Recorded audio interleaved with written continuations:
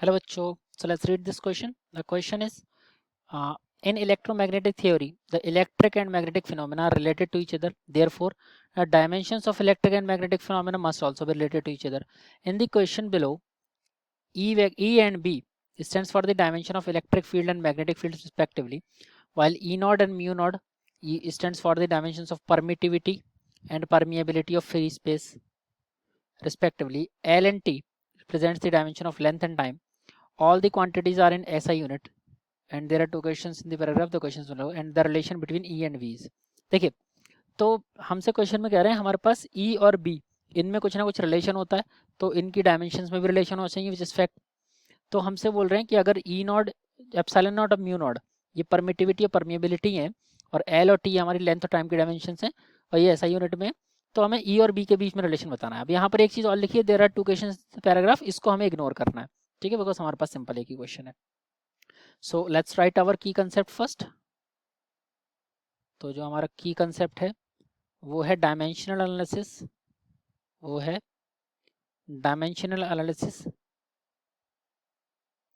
उसी के बेसिस पर हम इसको सॉल्व भी करेंगे. डायमेंशनल एनालिसिस कैसे आ रही है ये चीज़, देखो हमें पता है कि जो हमारा इलेक्ट्रिक फील्ड होता है, ठीक है, electric field capital E, it is given by force per unit charge, पता है ये चीज़ हमें. और दूसरा जो हमारा मैग्नेटिक फील्ड होता है that is given by F upon Q V, क्योंकि मैग्नेटिक फील्ड फोर्स का फॉर्मूला होता है F is equal to B Q V, और इलेक्ट्रिक फोर्स का फॉर्मूला होता है एफ और क्यू इंटू ई. तो ये इलेक्ट्रिक फोर्स है, ये हमारा मैग्नेटिक फोर्स है, ठीक है. अब अगर हम दोनों को रिलेट करें, दोनों को अगर हम लोग रिलेट करें, ठीक है, क्यू, तो दोनों अगर फोर्सेस को अगर हम F M is equal to F E करते हैं, तो हमें क्या मिलेगा, Q is equal to B Q V. तो हमें मिलेगा Q is equal to B Q V. Q से क्यू हो गया कैंसिल, यानी कि दोनों में जो रिलेशन आ रहा है इलेक्ट्रिक फील्ड और मैग्नेटिक फील्ड में, that is V into V, ठीक है. तो हम लोग को पता है वी क्या है, वेलोसिटी. वी है वेलोसिटी, तो हमारी वेलोसिटी की डायमेंशन होती है, वेलोसिटी होता है हमारा, साइड से लिख लेते हैं, लेंथ पर यूनिट टाइम, यानी कि इसकी वेलोसिटी डायमेंशन आती है एल टी माइनस वन, हम ऑलरेडी पता है.